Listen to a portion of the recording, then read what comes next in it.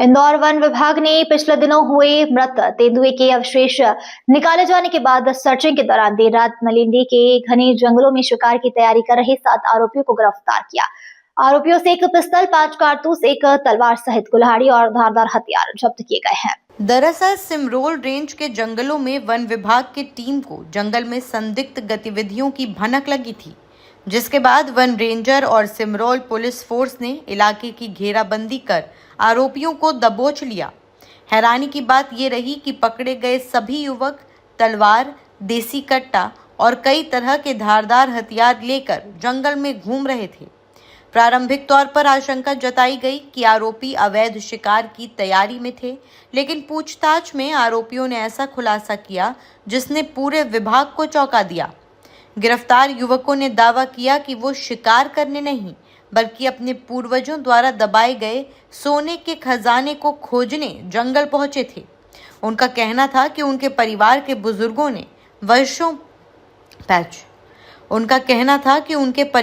बुजुर्गों ने वर्षों पहले मलेंडी गांव के पास बड़ी मात्रा में सोना छुपाया था और वो उसी को निकालने आए थे। वन विभाग ने इस दावे को संभावित कहानी मानकर जांच शुरू कर दी है। रात में गश्त कर रही टीम जब मौके पर पहुंची तो आरोपी भागने लगे, लेकिन सतर्क अमले ने उन्हें दौड़ाकर पकड़ लिया। जब्त हथियारों को फॉरेंसिक जांच के लिए भेज दिया गया है। देखिए, ऐसा है कि जैसे तेंदुए की घटना हुई थी, उसके बाद हम लोग ने त्वरित लगभग 48 घंटे के अंदर CDR का प्रयोग करते हुए और अपने जो फॉरेस्ट के इंटेलिजेंस प्रयोग करते हुए हम लोगों ने पकड़ लिया था।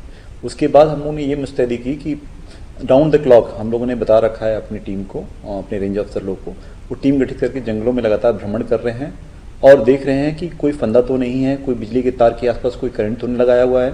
ये सारी गतिविधियों को देखने का प्रयास कर रहे हैं। इसी अनुक्रम में कल शाम को लगभग 8:30 बजे, 8 तारीख दिसंबर को शाम को 8:30 बजे हमारी टीम ने मुखबिर की भी सूचना प्राप्त हो गई थी, जंगल में गए और देखे कि 7 आरोपी लोग अंदर संदिग्ध अवस्था में पाए गए। जब उनसे पूछना गया तो वो थोड़ा सा जवाब देने में आनाकानी कर रहे थे। फिर इनकी तलाशी ली गई तो उनके पास से एक तलवार, एक कट्टा, कुछ कारतूस बरामद किए गए और उनको पकड़ने के लिए वन विभाग की टीम को थोड़ा स्ट्रैटेजी की सहायता उन्हें घेरना पड़ा। उसके बाद 4 लोग पकड़ में आए, फिर धीमे धीमे 3 लोग पकड़ में आए, तो कुछ 7 आरोपी थे। फिर उनको बुला के पूछताछ की गई। पूछताछ में उनके द्वारा कहा गया कि वो जंगल में कुछ सोना उनके पुरखों का है या फिर उन्होंने छुपा रखा है या जैसे उसको ढूंढने का प्रयास कर रहे थे। तो हालांकि हमने क्वेश्चन जरूर किया कि आपके पास हथियार क्यों थे, तो ये पूछताछ हुई। प्रथम दृष्टिया जो हमने देखा है उसमें यही लग रहा है कि ये लोग शिकार के दृष्टिकोण से वहाँ गए थे, क्योंकि इनके पास कारतूस होना, कट्टा होना इस बात को काफ़ी हद तक साबित करता है कि ये शिकार के उद्देश्य से जंगल में प्रवेश किए थे, रात में प्रवेश किए थे। तो पूछताछ चल रही है और POR जारी किए जा चुके हैं उनके खिलाफ, वैधानिक कार्रवाई प्रारंभ हो चुकी है, इंटीग्रेशन चल रहा है। सिर्फ कहाँ के रहने वाले हैं, कहाँ के लोग हैं, क्या आपको जानकारी है? ये मलिंडी के पास की घटना है, मलिंडी बीच के पास है। ये कटकट करके गांव है, वहाँ पे कटखड़ी करके गांव है, वहाँ के रहने वाले हैं, मऊ के निवासी हैं। तो सर, जिस तरह की सोने की बात की जा रही है, क्या आपको भी लगता है कि इन क्षेत्रों में इस तरह की अमूल्य धातु मौजूद है?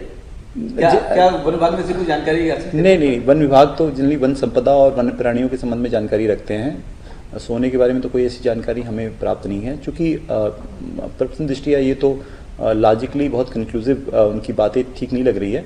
फिर भी चूंकि इनके द्वारा कहा जा रहा है तो हमने एक टीम को कह दिया है कि आसपास जो एरिया बता रहे हैं वहाँ एक बार घूम फिर के देख लें कि ऐसी कोई घटना तो नहीं है, ताकि उनके द्वारा कही गई बातें झूठ निकल जाए और पूरी तरह से वो आरोपी अपराध की श्रेणी में आ जाए। बातें जंगल की निगरानी के लिए कितने दल बनाए गए हैं और वो किस समय जंगलों में निगरानी के लिए जाते हैं? देखिए, हम लोग दिन के समय तो हमारा नॉर्मल बीट निरीक्षण होता है, फिर शाम को जब सूरज ढलने के तुरंत बाद हमारी एक टीम, ऐसे हमारे रास्ते हैं, उसको मैं डिस्क्लोज नहीं करना चाहूँगा, उन रास्तों में हमारी गश्ती रूट बने हुए हैं।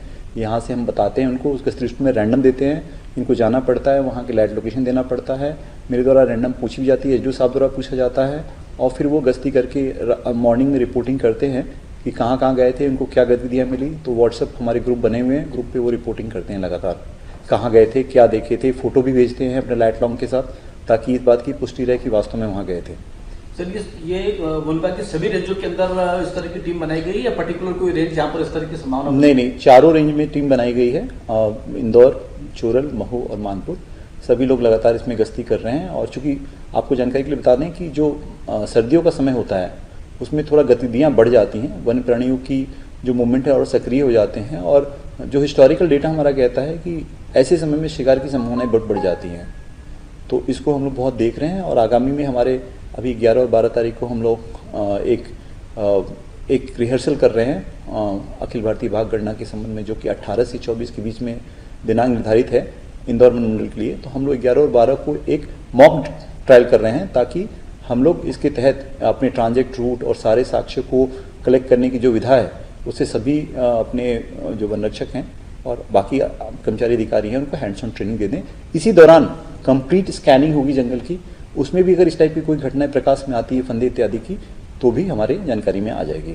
जो आरोपी पकड़े हैं उन पर क्या आरोप लगाकर किन धाराओं में उन पर प्रकरण दर्ज होगा? उनको मोस्टली शिकार की धारा में हम लोग लगा रहे हैं, साथ में साथ उनको जो आरक्षित जंगलों में प्रवेश करने की जो धाराएं होती हैं उसको भी लगा रहे हैं, IFA 1927 और WPA 1972 के अंतर्गत। क्या आरक्षित जंगलों में ऐसा कोई नियम है कि आम लोग वहां नहीं जा सकते?